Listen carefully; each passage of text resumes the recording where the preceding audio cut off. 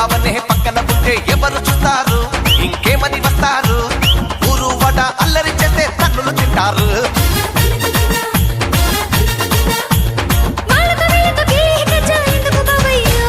అయితే మీ నాన్నకి డప్పు కాళ్ళు కడిగే టైం వచ్చిందని చెప్పు అయితే మీ నాన్నకి డప్పు కాళ్ళు కడిగే టైం వచ్చిందని చెప్పు చెప్పు ఆ పిల్లు పిల్లు